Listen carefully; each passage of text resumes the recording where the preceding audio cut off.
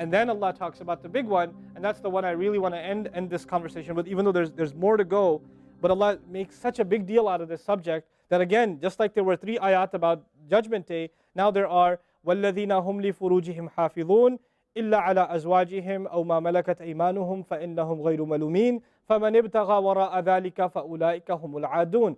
3 ayat about the same subject again. The only other subject that got 3 ayat was what? In this list. What's the only other subject that got 3 ayat? Judgment Day. Judgment Day and punishment. This is the next subject that gets 3 ayat. And you know what the subject is? Shamelessness. People who guard their privates. We live in the ultimately shameless world today. The world in which streaming videos off of any website are available on your mobile device. The age in which the pornography industry is a multi-trillion-dollar industry. The point of which, the agenda of which is to make sure every one of you is a consumer of filth in one way or another. That every man, woman, and child is exposed to this stuff, and they're hoping you are, so you become addicted to it, so you become yet another consumer. This is the gift of pornography to society. It's creating people, turning people into animals and perverts. And some of you, unfortunately, have that addiction. And you're watching this stuff online. And you're watching it and saving it on your apps and your mobile devices. And you don't feel bad about it anymore. You've justified it to yourself. And you feel bad about it once in a while, but you go back to it. And as a result, you think, oh, well, at least I'm not hurting anybody. At least I'm not doing it to anybody else. I'm just watching this stuff. It's okay. But you know what's happening to you? Inside, your soul is being just gutted.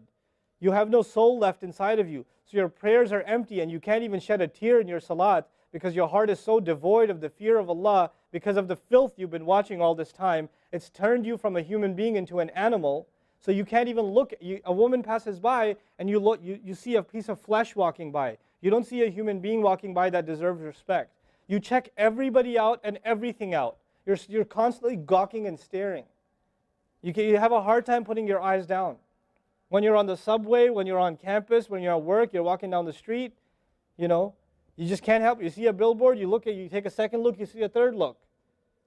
You don't miss any opportunity to just to violate your soul with your eyes. You're addicted completely. And then you say, brother, how do I get khushu' and salat? What world are you living in? What world are you living in?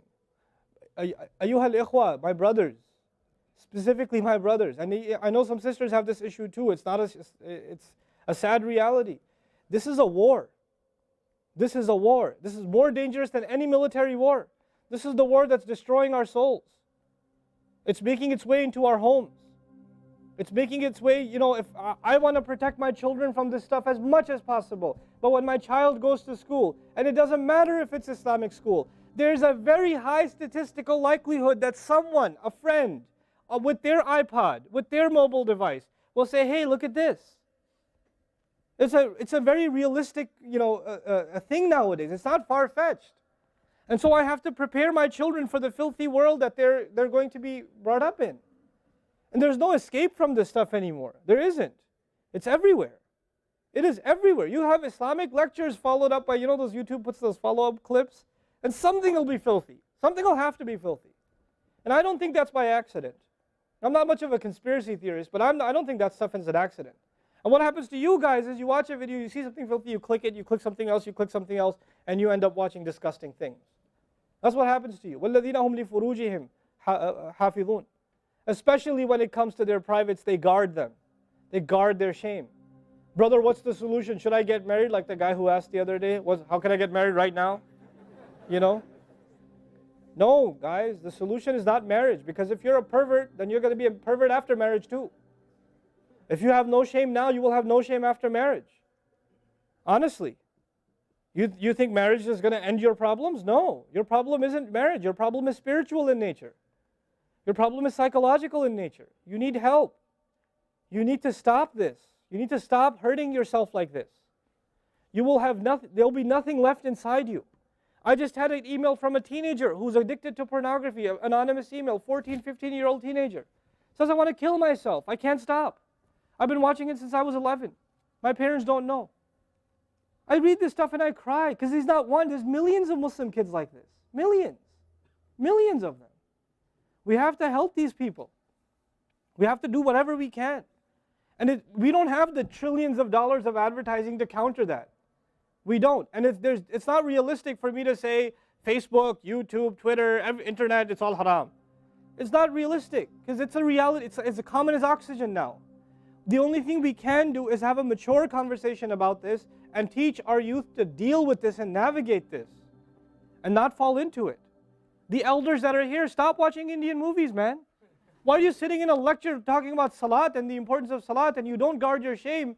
Mother and daughter and husband and wife and sister sitting together watching whatever? God, come on. Stop. وَالَّذِينَ هُمْ لِفُرُوجِهِمْ حَافِظُونَ. They guard their privates. But guarding your privates doesn't mean you don't commit zina. It means everything that leads to the temptation. Everything that leads to it.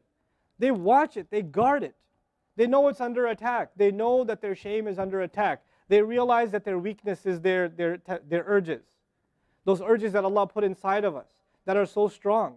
Allah put them there for a reason. He did. And every one of you have them. You don't have to, I don't have to have a dalil for you to have them. I know. The guys that are here. You all suffer that challenge every single day of your life, especially in a city like this one. At least in Texas, we're a little more conservative.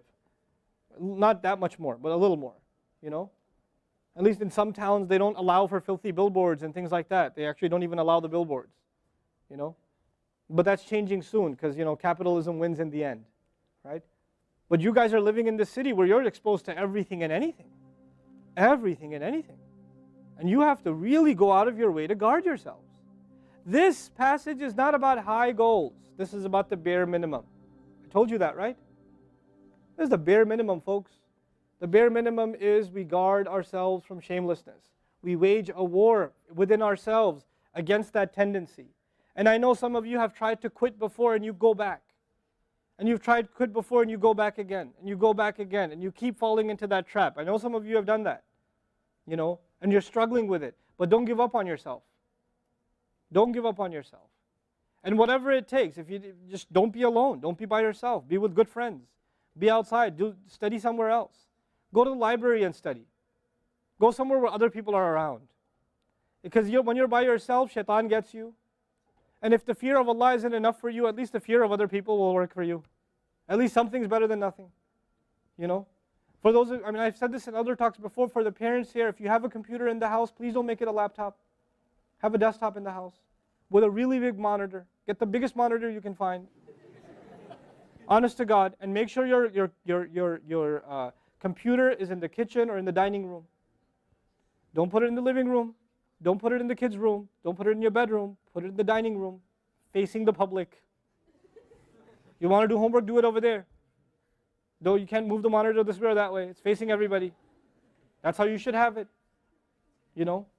This stuff, we have to take these precautions. Don't give your 11-year-old a smartphone. What were you thinking? That's not very smart. You know? Don't give them a smartphone. Why am I seeing kids in Islamic school, 5th graders, with iPhones? iPhone 5s. I don't have an iPhone 5. Why do you have an iPhone 5? With 4G, you know how dangerous that stuff is? You know?